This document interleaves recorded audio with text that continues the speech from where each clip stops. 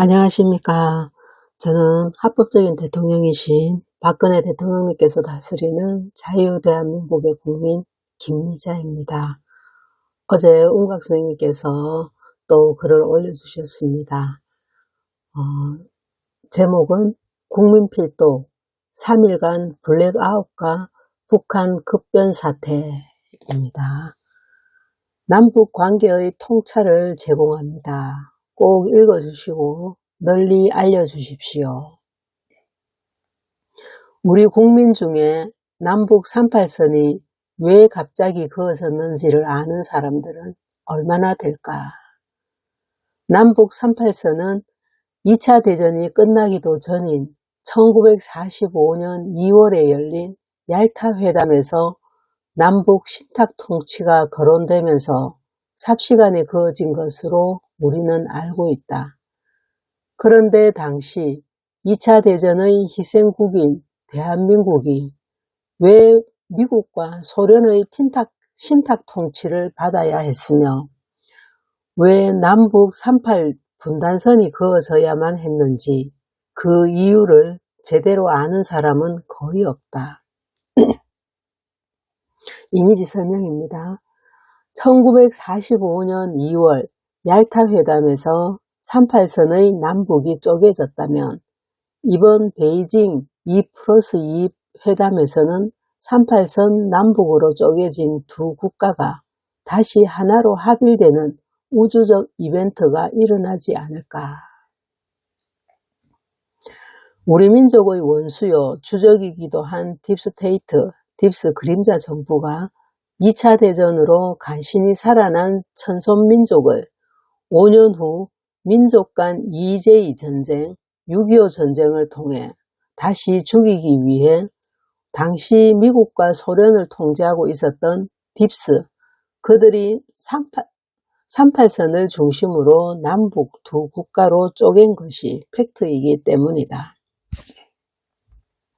그들은 이러한 치밀한 계획하에 남한은 그들이 잘 양육한 이승만을 통해 1948년 8월 15일 그들이 자본주의 국가 대한민국을 건국하였고 북한은 같은 해 9월 9일 역시 그들이 양육한 김일성을 통해 그들이 공산주의 국가로 건국한 것을 우리는 아직도 모르고 있다.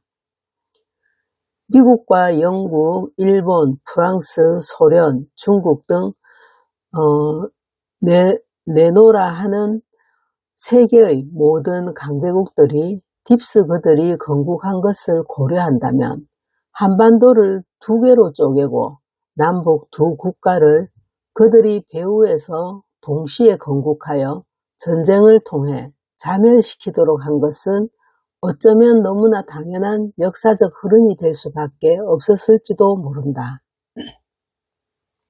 한반도 38선을 중심으로 이북은 공산주의 국가 북한이 태동됐고 이남은 자본주의 국가 대한민국이 건국됐으며 북한을 신탁 통치한 소련은 공산주의 종주국으로 그리고 남한을 신탁 통치한 미국은 자본주의 종주국으로 탈바꿈되어 6.25 전쟁이 끝난 이후 전 세계가 이념의 이분법, 냉전 게임에 들어간 것을 우리는 잘 알고 있지 않은가. 말하자면 2차 대전이 끝날 무렵부터 한반도 38선이 좌우 이념의 이분법 시대, 그 기초가 됐다는 것을 우리는 충분히 이해할 수 있게 되는 것이다. 그런데 지금 세계는 어떻게 돌아가는가? 딥스가 주도한 이념의 이분법 시대가 본격 시작된 1945년 이후 만 81년 만에 우리는 빛과 어둠, 선과 악이란 영적 전쟁의 끝단에 서 있다. 이 전쟁은 보이지 않는 제3차 영적 세계대전이라고 해도 무방할 것이다. 다시 이미지 설명을 읽어드리겠습니다. 지금 세계는 화이트의 종주국인 트럼프의 미국과 어둠의 종주국인 악당 딥스가 통제하는 이란과의 전쟁이 끝단을 치닫고 있다. 왜냐하면 미국을 중심으로 미국 내의 악당의 세력 딥스와 중국 공산당, 거기에 맞서온 미국, 러시아, 중국의 화이트핵 군단, 그리고 중동에서 악당 딥스가 이란을 배후로 삼아 트럼프 화이트핵 진영과 마지막 세계판 전쟁의 클라이막스를 장식하고 있기 때문이다. 전쟁은 이미 화이트핵 군단의 승리로 기울어진 상태에서 최근 베이징에서 얄타 회담 2.0 성격의 베이징 2+2 회담까지 종료됐다. 얄타 회담 1.0이 이 지구를 두 개로 쪼개는 이분법 시대의 기초를 쌓았다면 이번 베이징 회담은 1.0은 쪼개진 둘이 다시 하나로 합일되는 1분법 빛의 시대 개막으로 해석할 수 있기 때문이다. 2분법 시대가 한반도 38선에서 시작됐으니 1분법 빛의 시대도 한반도 38선에서 결자 해지되어야 하지 않을까.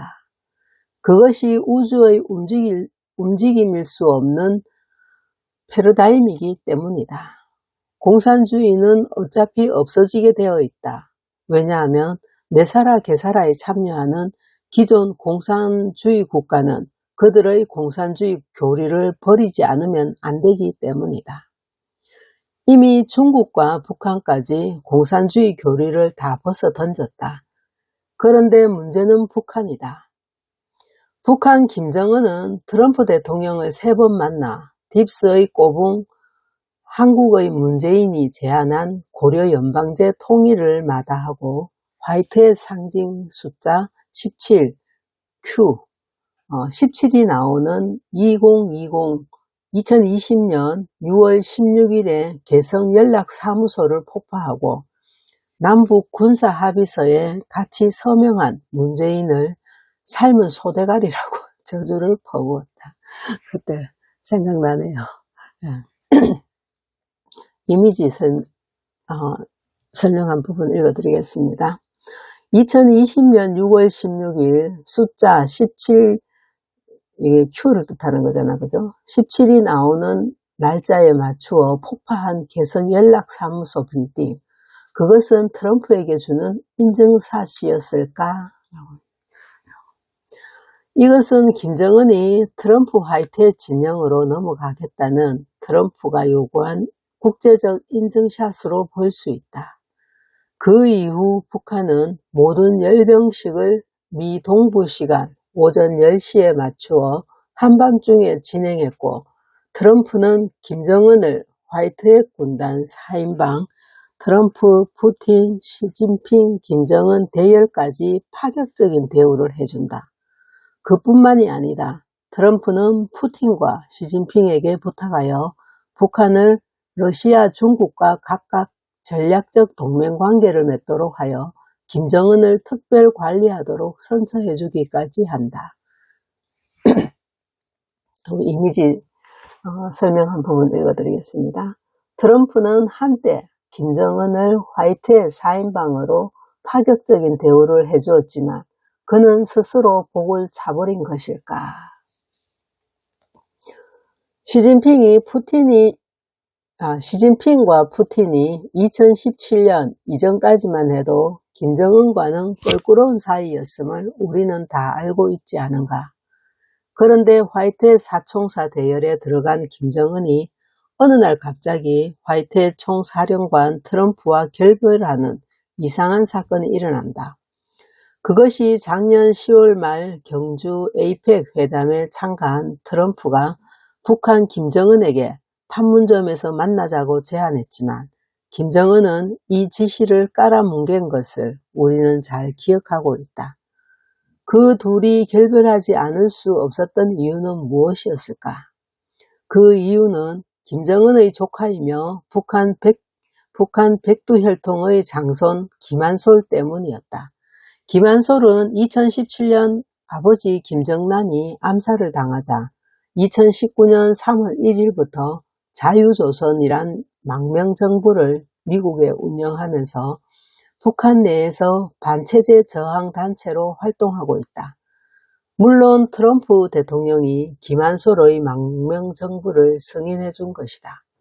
어떤 의미에서는 김정은이 트럼프 화이트 군단에 안긴 시점이 2020년 6월이라면 김한솔이 트럼프의 품에 안긴 시점이 1년가량 더 빨랐다고 볼 수 있다. 트럼프로서는 북한 문제에 대해 두 가지 옵션을 저울질해오다 김정은이 자신의 명령을 어기면서 스스로 떨어져 나갔으니 당연히 북한의 차기 지도자는 김한솔로 정해졌다고 볼 수 있지 않을까? 물론 김정은이 트럼프의 지시를 어긴 것은 김한솔의 망명정부를 트럼프가 승인해 준 것을 뒤늦게 알고 배신감이 컸을 수는 있었을 것이다. 그러나 트럼프로서는 아무런 잘못이 없다. 김정은보다 훨씬 더 빠른 시기에 김한솔을 자신의 품에 안았기 때문이다. 최근 김정은은 베네수엘라 마두로의 체포를 보고 트럼프가 자신도 그렇게 처리하지 않을까 전전긍긍하면서 자신이 암살을 당하면 ICBM이 미국으로 자동 발사되도록 법으로 규정까지 해놓았다. 이러한 상태에서 세계 계엄령이 터지면서 3일간 블랙아웃이 실시된다면 김정은의 운명은 어떻게 될까? 당연히 트럼프는 3자 통일 합의에 따라 세계계엄군 우주군을 북한에 투입하여 베네수엘라식 김정은 처리에 나설 가능성이 크다고 할 수 있다. 남북 통일을 위해서는 먼저 반통일 세력인 북한 김정은을 레짐 체인지하고 그 자리에 백두혈통의 적자 김한솔을 앉힌다는 것은 너무나 당연한 스토리가 되기 때문이다. 특히 김한솔은 과거 한 인터뷰에서 삼촌이 어떻게 독재자가 됐는지 정말 모르겠다며 김정은을 가리켜 독재자라고 서슴없이 말했으며 나는 통일을 꿈꾼다. 김정은은 독재 정권이 끝날 때까지 우리의 활동은 멈추지 않았을 것이다 라면서 각오를 다지기도 했다. 그런데 김한솔은 자유조선 망명정부의 로고를 트럼프 우주군 로고 삼각형 창끝 모양과 비슷하게 사용하고 있다는 점에서 트럼프의 배후 지원설이 돌고 있기도 하다. 이러한 북한 급변 사태가 빠르면 7월 4일 이전에도 가능하고 늦더라도 오는 9월 중에는 이루어질 가능성이 높다고 할 수 있다. 그런데 남북 통일과 관련하여 현재의 국제적 상황 전개에 비추어 매우 사실적인 예언을 한 사람이 있어 우리의 관심을 끈다. 예언의 주인공은 바로 엘리엇 브레슬린, 미국 중서부 출신으로 젊었을 때는 목회를 하다 신학대학에서 교수로 재직하면서도 동양 철학, 특히 역학 천문 등에도 상당한 수준의 실력을 쌓은 인물이라고 하는데 그는 어느 날부터 환시를 보기 시작하면서 2025년 3월 남북 통일에 관해 매우 사실적인 예언을 하게 된다. 우선 그가 예언한 내용을 보자. 2027년 한반도는 마침내 하나가 된다. 그러나 그 방식이 우리가 아는 방식이 아니다. 군사적 충돌이나 외교적 선언도 없다. 그 통일은 선언이 아닌 감각으로 시작된다. 남과 북 모두에서 새로운 지도자가 나오는데 그들은 통일을 말하지 않고 다만 함께 살자라고 반복한다. 2026년 말 북한 내부에서 뜻밖의 일이 벌어진다. 권력의 교체가 있고 새로운 흐름이 등장한다. 이 흐름은 기존의 폐쇄성, 그러니까 김정은 정권을 말합니다. 폐쇄성과는 다른 모습이다. 외부를 향해 문을 열고 개혁 개방에 나선다. 중요한 것은 이 변화가 내부의 각성이라는 점이다. 냉전의 잔재였던 남북 통일은 한민족만의 일이 아니고 분열된 세계를 하나로 연결하여 새로운 화해 시대를 열게 된다.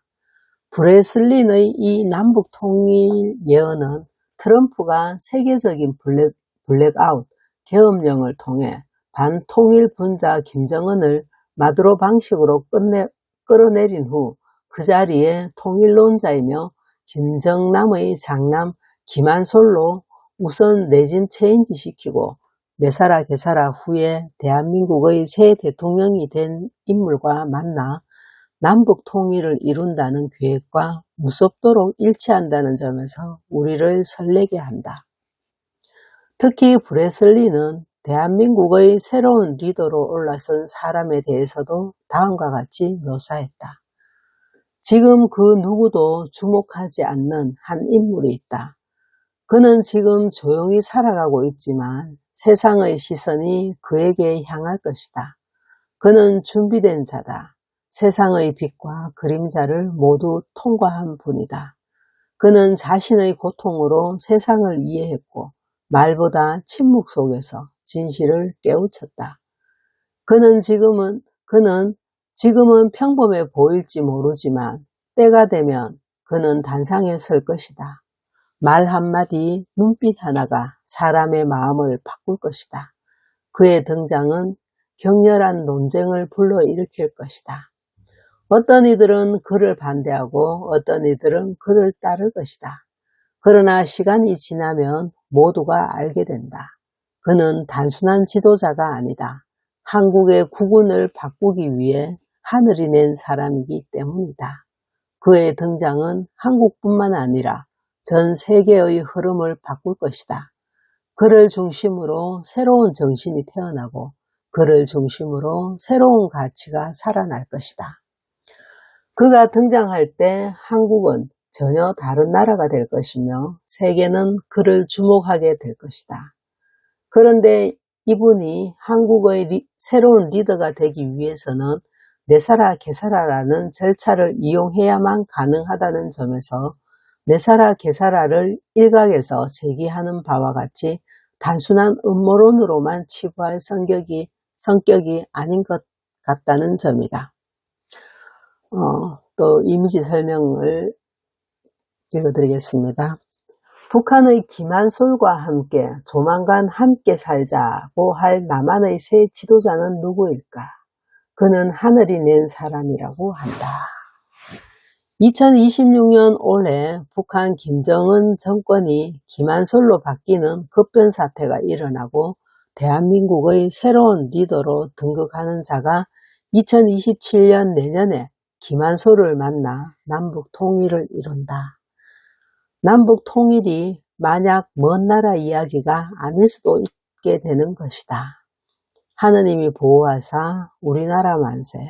2026년 5월 30일 용인수지에서 운각슴. 네, 여기까지입니다. 다음에 또 선생님께서 올려주시면 읽어드리겠습니다. 감사합니다. 저는 합법적인 대통령이신 박근혜 대통령님께서 다스리는 자유대한민국의 국민 김미자입니다. 네, 다음에 또 뵙겠습니다. 감사합니다.